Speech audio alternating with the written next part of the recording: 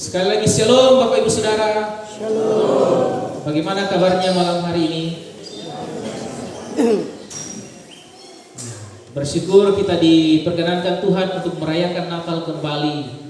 Secara khusus bagi kita jemaat Tuhan di tempat ini, Jemaat Gloria Pengadaan, Tuhan terus menyertai kehidupan kita, melancarkan setiap hal yang kita rencanakan, dan kita percaya Tuhan berkenan apa yang kita lakukan pada malam ini untuk merayakan Natal bersama, bersuka cita bersama dengan penuh kedamaian.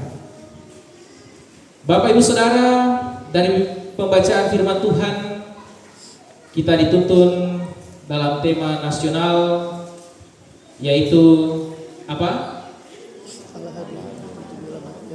Allah hadir untuk menyelamatkan keluarga. Allah hadir untuk menyelamatkan keluarga.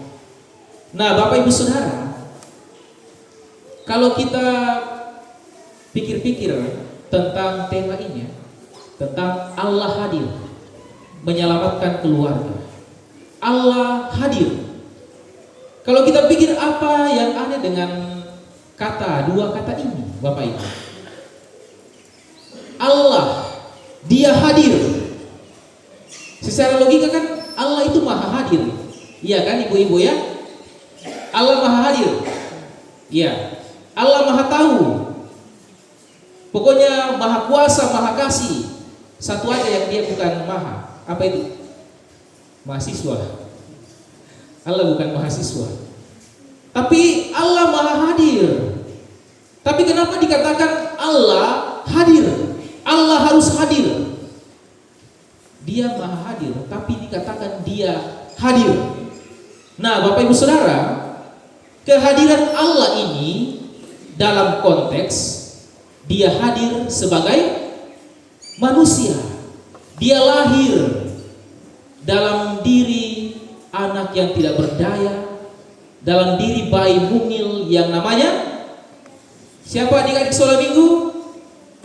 Namanya siapa? Tuhan Yesus. Ya.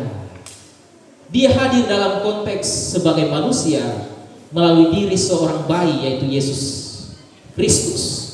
Tetapi dalam konteks kealahan yang sejati, Allah itu sudah hadir di mana-mana. Allah hadir di mana-mana. Allah tidak perlu turun dari sorga karena Dia hadir di mana-mana. Karena yang maha hadir tidak perlu berpergian kemana-mana. Dia sudah hadir. Tapi dalam konteks Natal pada malam hari ini, itu berbicara tentang Yesus yang hadir sebagai manusia. Yesus yang hadir sebagai manusia. Nah, saudara-saudara perhatikan ya, cermati baik-baik ini perenungan kita ini. Masuk di door prize nanti. Ya, tapi bukan itu tujuannya. Ini untuk membangun iman kita supaya kita tetap teguh. Ya. Nah, jadi berbicara konteks Natal itu berbicara tentang Yesus yang datang sebagai manusia.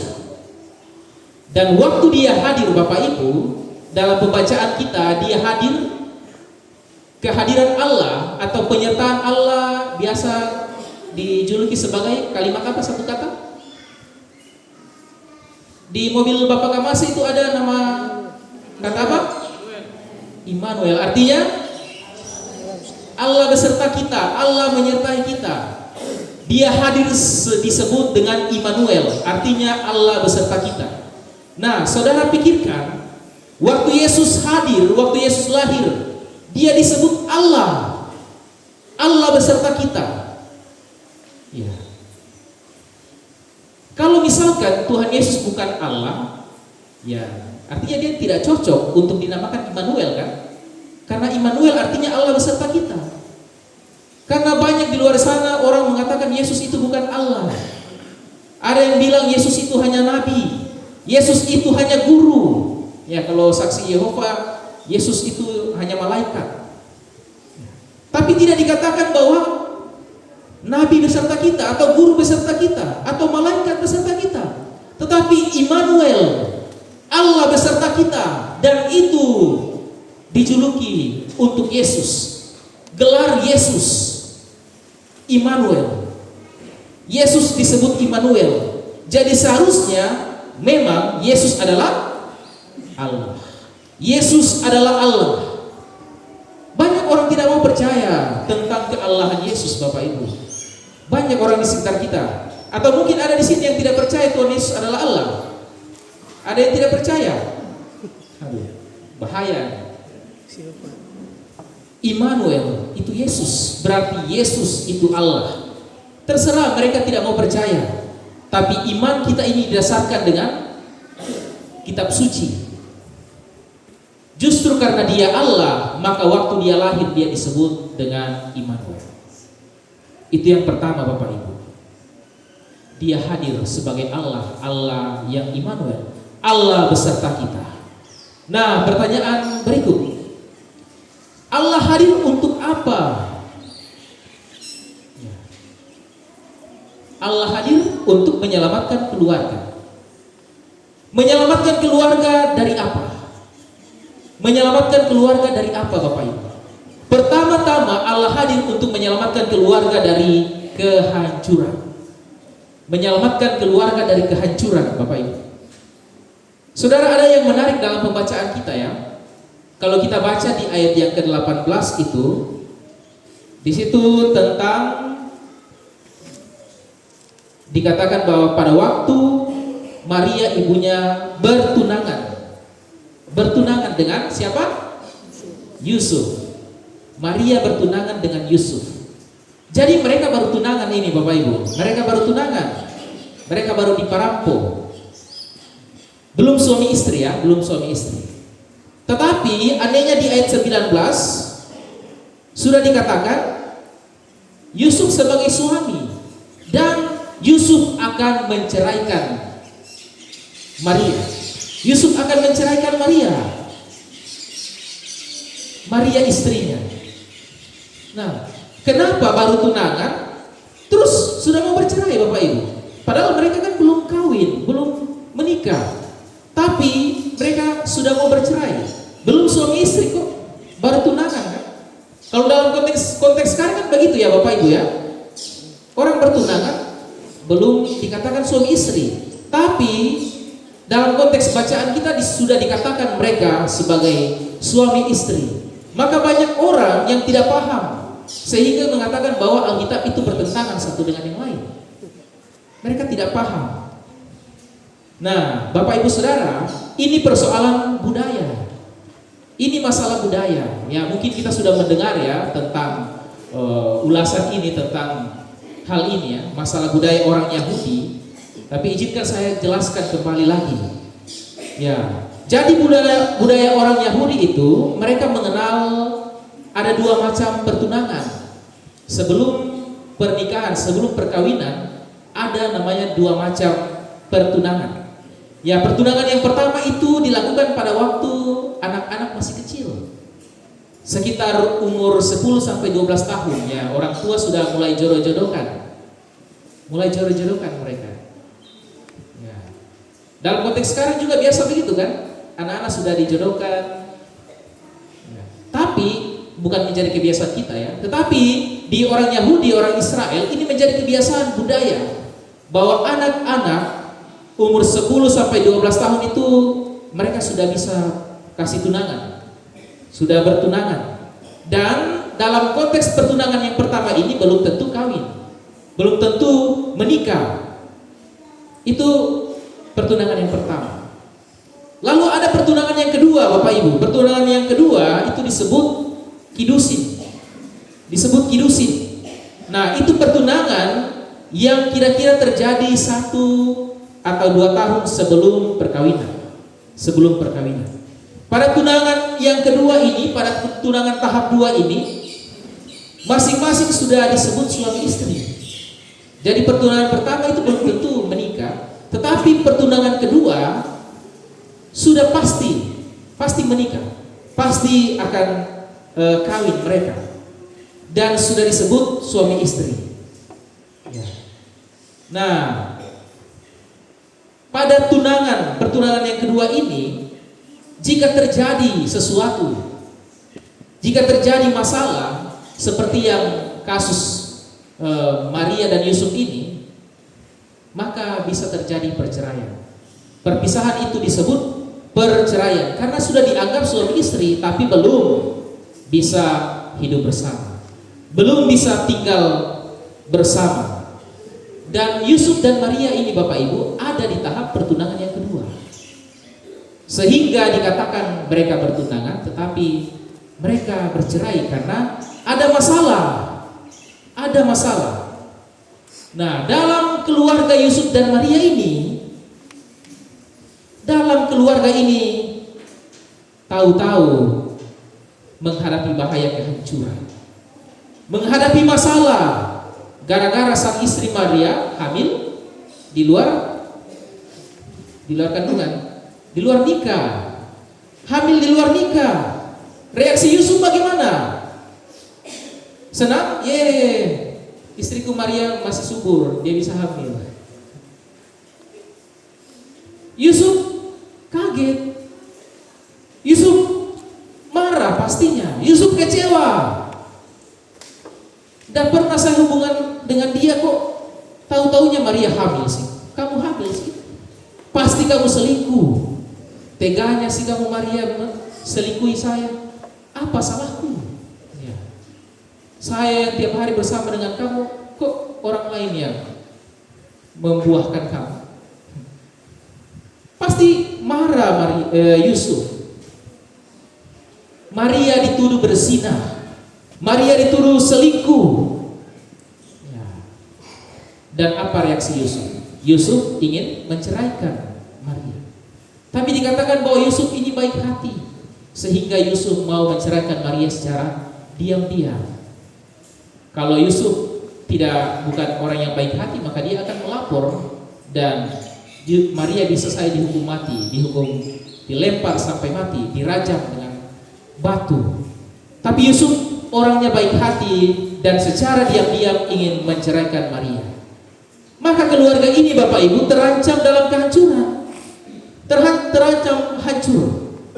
Nah, pada saat keluarga ini ada dalam keadaan kritis, Allah hadir, Allah intervensi, Allah turut bekerja dengan memberikan. Tuhan kasih apa kepada Yusuf? Tuhan kasih mimpi. Tuhan kasih mimpi. Dikatakan, "Hei Yusuf, Maria hamil itu bukan karena berzina, tapi dia mengandung dari Roh Kudus yang turun untuk membuat gelisah. Karena anak yang dikandung oleh Maria adalah kudus, dia adalah Mesias." Maka firman Tuhan melalui malaikat kepada Yusuf katakan bahwa ambillah Maria sebagai istrimu dan anaknya diberi nama siapa adik-adik? Anaknya Yusuf dan Maria dikasih nama siapa? Yesus. Namanya Yesus karena dia yang akan menyelamatkan umatnya dari dosa-dosa umatnya. Sehingga keluarga yang hampir hancur ini Bapak Ibu diselamatkan oleh Allah. Tidak jadi hancur, tidak jadi bercerai, tidak jadi berpisah. Jadi pertama-tama Allah hadir untuk menyelamatkan keluarga yang hancur. Allah hadir untuk menyelamatkan keluarga yang berantakan, yang hancur. Nah Bapak Ibu, hari-hari ini banyak keluarga yang hancur. Betul tidak? Termasuk keluarga Kristen. Banyak keluarga yang hancur. Banyak terjadi perceraian, banyak terjadi perselingkuhan, banyak terjadi persinahan, terjadi pengkhianatan di mana-mana. Atau mungkin Bapak Ibu tidak ada yang bercerai, tetapi damai sejahtera itu tidak ada kita rasakan dalam rumah tangga kita. Hidup dalam keluarga itu seperti hidup dalam neraka, menderita terus. Ada yang di sini merasakan seperti itu? Tidak bahagia lagi bersama dengan suami istri. Itu kenyataan hidup yang kita alami Bapak Ibu. Kita diambang perpisahan, kita diambang perceraian. Kasih itu tidak ada lagi. Yang ada hanyalah kebencian, yang ada hanyalah sakit hati. Tetapi Natal di malam ini, Bapak Ibu, Natal itu identik dengan kedamaian. Natal identik dengan kesejahteraan, kasih, pengampunan. Maka seharusnya sebelum Natal itu tersebar di mana-mana, sebelum Natal itu hadir di seluruh muka bumi ini, pertama-tama damai Natal itu harus hadir dalam diri kita, harus hadir dalam keluarga kita. Amin. Harus hadir dalam diri kita, Bapak Ibu. Dengan kata lain, merayakan Natal dan kehadiran Allah, pertama-tama damai itu harus kita alami pribadi lepas pribadi. Harus kita alami di dalam keluarga kita. Jika ada dari kita yang ada dalam masalah, yang keluarganya sedang bermasalah, entah itu suami, entah itu istri, entah mungkin anak-anak kita bermasalah dengan anak-anak kita, dengan orang tua kita, saya memohon dalam nama Tuhan Yesus, dalam perayaan Natal saat ini, mari saudara berdamai dengan orang-orang yang saudara benci, dengan orang-orang yang saudara musuhi. Berdamailah Bapak Ibu dengan suami, istri, dengan anak-anak. Janganlah lagi ada kebencian dalam persekutuan kita, dalam membangun tubuh Kristus. Tuhan meminta kita untuk berdamai, Bapak Ibu. Jangan lagi ada kebencian. Saling mengampuni satu sama lain, saling mengasihi satu sama lain. Bapak Ibu Saudara, perlu kita ketahui bahwa keluarga yang harmonis itu dimulai dari mana? Dimulai dari suami dan istri yang saling mengasihi. Meskipun saya belum menikah ya, tapi doakan yang ke depan. Amin ya. Ya, tapi saya juga belajar kan. Jadi keharmonisan itu pertama-tama lahir dari suami dan istri yang saling mengasihi. Kalau suami dan istri saling mengasihi, maka itu akan tertular ke anak-anak. Anak-anak akan melihat orang tuanya mempraktekkan kasih. Maka itu adalah modal bagi anak-anak untuk mengasihi orang lain. Modal bagi anak-anak untuk mengenal Allah sebagai Bapa yang mengasihi. Anak-anak mengenal Tuhan itu melalui orang tua. Kita memanggil Allah itu sebagai Bapa. Dan terutama para laki-laki, anak-anak mengenal Tuhan melalui kita. Sehingga kita perlu saling mengasihi suami dan istri, sehingga anak-anak pun merasakan kasih dalam dirinya. Kita yang anak-anaknya masih kecil, paling tua ya umur SMP, mereka yang masih bisa diatur, mereka yang masih bisa diarahkan, kita yang punya cucu, pergunakan masa-masa itu untuk mendidik mereka dengan baik. Karena kalau mereka sudah dewasa, sudah pemuda itu, susah sekali diatur. Betul ya? Keras kepala. Tapi kalau mereka masih SMP, masih anak-anak itu, mereka masih dalam proses belajar, Bapak Ibu. Masih proses belajar. Mereka dalam proses meniru. Mereka dalam proses mencoba banyak hal. Mereka dalam proses memilih yang mana yang mereka akan ikuti. Mereka pandai sekali meniru. Sehingga dalam proses-proses ini, dalam masa ini, itu kesempatan kita mengarahkan mereka, memperkenalkan Tuhan, mendidik mereka sesuai dengan firman Tuhan, memperkenalkan iman kepada mereka, mengarahkan mereka. Kalau kita ada di rumah sama-sama dengan anak-anak kita, ya jangan masing-masing main PC, ya main HP. Anak-anak sendiri di kamar main HP, kita di ruang tamu sendiri juga. Tidak ada komunikasi dalam rumah. Tahu-tahu punya anak kita tidak tahu dia bikin apa di kamar.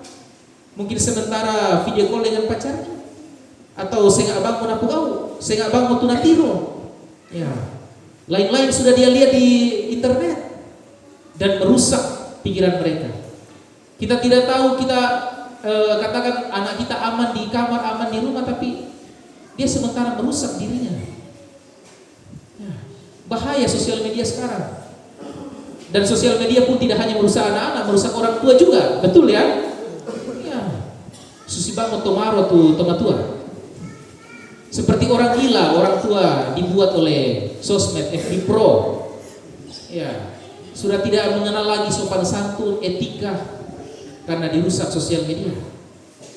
Perlu kita perhatikan Bapak Ibu, kembali lagi dalam keluarga. Peran kita orang tua itu sangat penting mengarahkan anak-anak kita. Saling mengasihilah dalam keluarga Bapak Ibu. Itu sangat penting bagi anak-anak kita. Ya. Kita kasih perhatian pada mereka. Itu yang kedua. Allah hadir untuk menyelamatkan keluarga yang hancur. Yang berikut, Allah hadir untuk menyelamatkan keluarga dari dosa. Allah hadir untuk menyelamatkan keluarga dari dosa. Ayat 21 dikatakan bahwa Ia akan melahirkan anak laki-laki dan engkau akan menamakan dia Yesus, karena dialah yang akan menyelamatkan umatnya dari dosa mereka.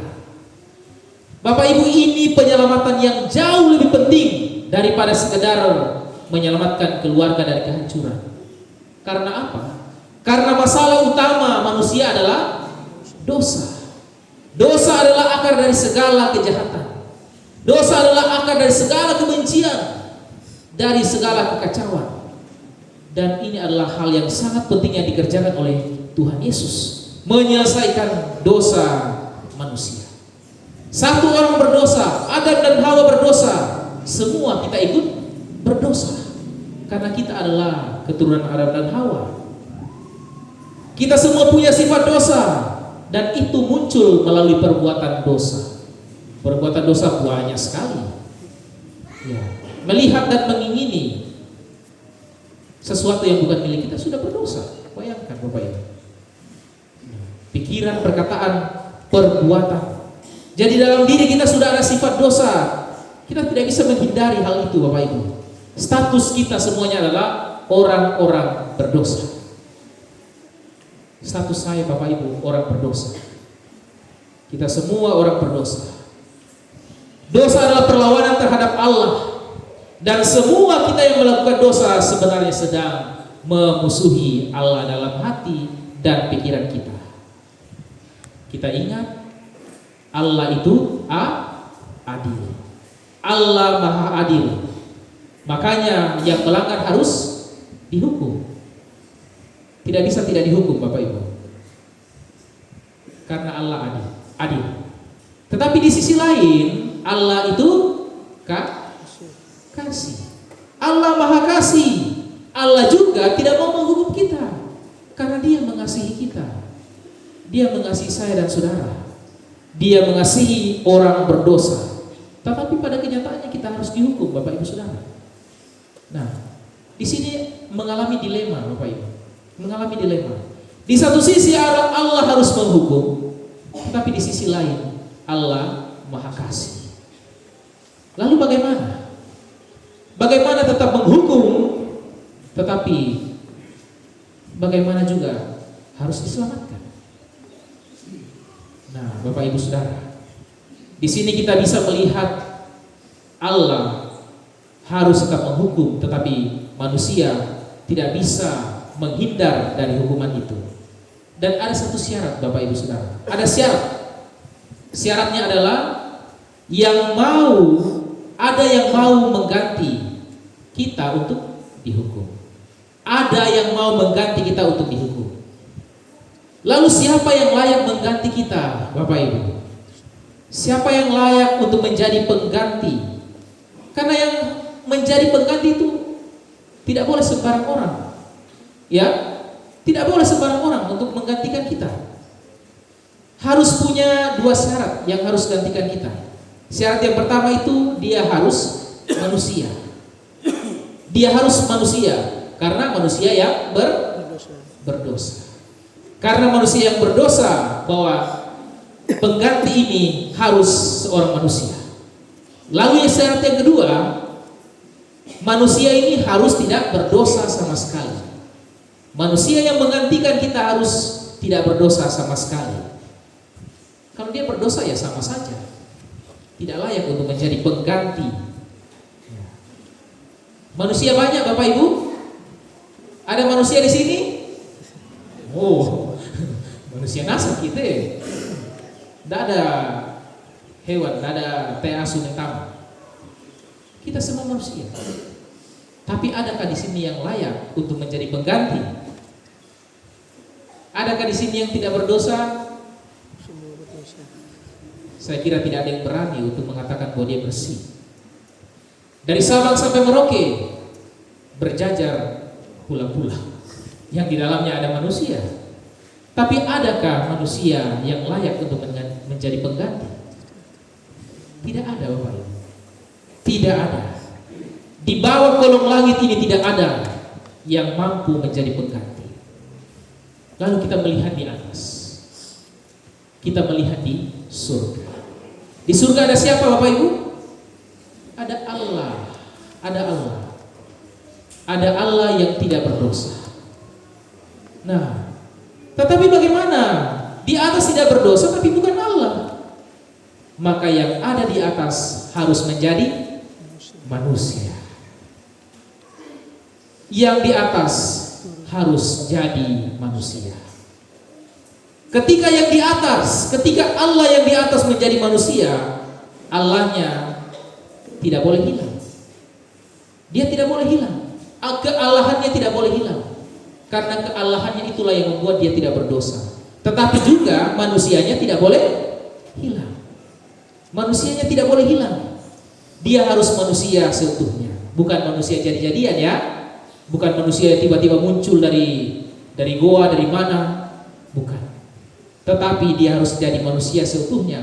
Dan karena itulah ada seorang manusia, ada seorang wanita yang namanya siapa? Bunda Maria, bukan Bunda Yulis ya. Bunda Maria dipilih Allah untuk melahirkan bayi Yesus Kristus. Maka sekarang Bapak Ibu di bumi ini ada seorang manusia yang tidak berdosa. Dia adalah Yesus Kristus. Karena itu Natal sangat penting Bapak Ibu. Natal sangat penting. Karena disitulah terjadi penyediaan satu-satunya juru selamat. Penyediaan satu-satu juru selamat. Natal menyediakan juru selamat yang satu-satunya. Mengapa perlu dilakukan Bapak Ibu? Karena manusia sendiri tidak bisa mengatasi dosanya. Mengatasi dosa dengan berbuat baik tidak dapat menghapus dosa kita kan? Tidak dapat menghapus dosa kita. Menghapus dosa kita dengan berhenti berbuat dosa tidak bisa juga. Dosa tetap dihukum. Dan karena itulah kita membutuhkan juru selamat, Yesus Kristus yang mengambil rupa manusia, yang adalah rupa insan. Allah sendiri dalam rupa insan. Dan itulah Yesus yang menggantikan kita untuk memperoleh hukuman. Lalu kapan dia menanggung hukuman kita Bapak Ibu? Kapan? Kapan adik-adik sekolah minggu? Kapan Tuhan Yesus menanggung hukuman? Ketika hari Paskah, masa Paskah? Paskah dia bangkit. Ketika Jumat Agung, ketika dia tergantung di atas kayu salib, disitulah dia menanggung untuk dosa kita. Dan di akhir kematiannya apa yang dia katakan? Tetelestai. Artinya apa, ada yang tahu? Sudah selesai, sudah genap, sudah lunas. Apa? Sudah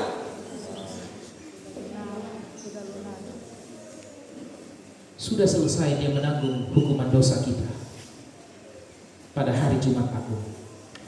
Jadi dalam Natal Juru Selamat sudah dihadirkan, dan dalam Jumat Agung Juru Selamat sudah membayar hutang dosa kita. Dia menerima semua hukuman kita, hukuman saya dan Bapak Ibu. Kalau begitu Bapak Ibu, bagaimana kita bisa diselamatkan? Apa respon kita atas karya Tuhan ini? Pertama-tama Bapak Ibu, kita harus sadar. Kita harus apa? Sadar. Sadar kami. Mengkilala kami. Jangan jadi orang yang tidak tahu diri. Jangan jadi orang yang tidak sadar Bapak Ibu.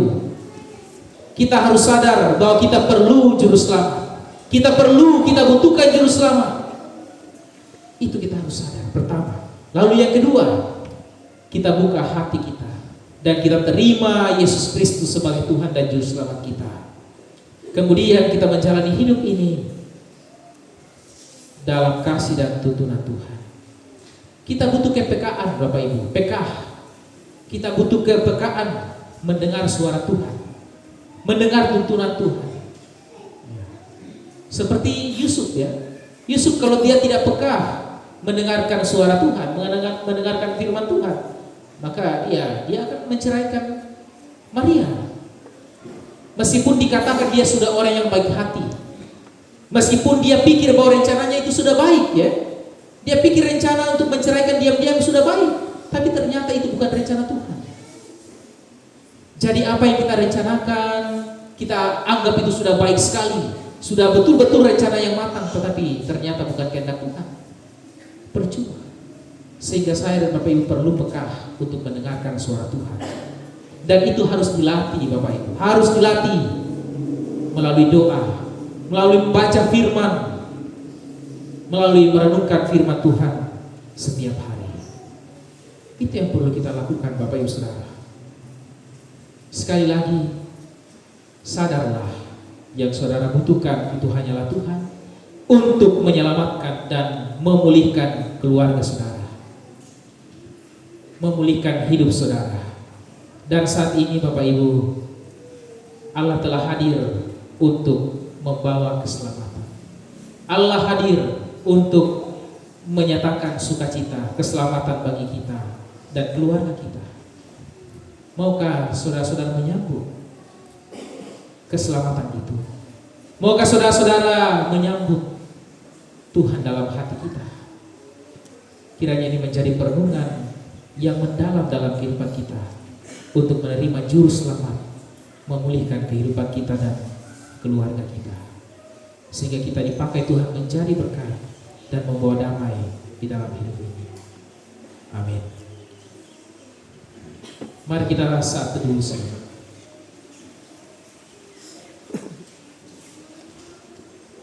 Ya Tuhan, pada saat ini kami datang kepadamu, tertunduk, tertegun.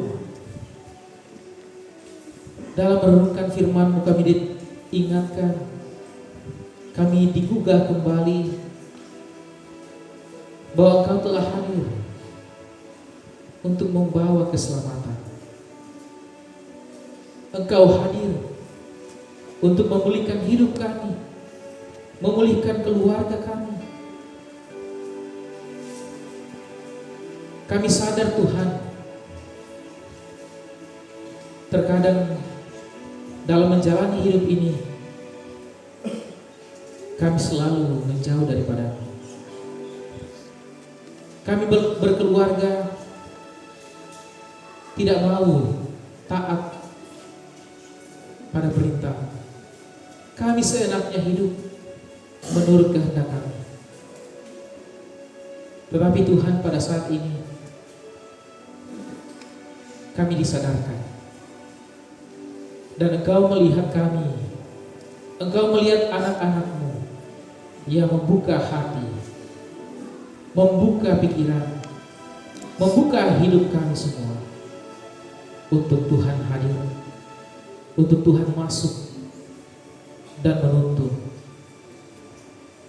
sehingga hidup kami tidak tersesat, sehingga keluarga kami dipulihkan,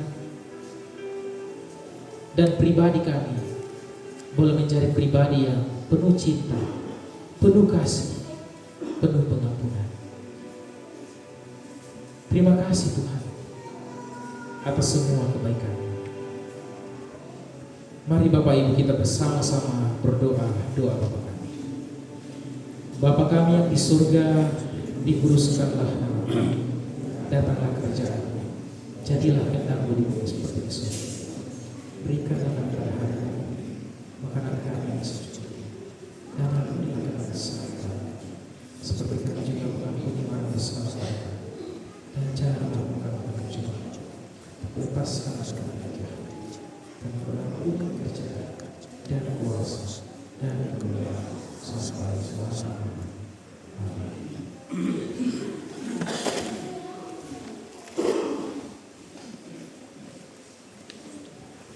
Dipersilahkan persembahan puji-pujian. Yang pertama paduan suara jemaat Glory Pengadan, dan yang kedua vokal kor PPGT.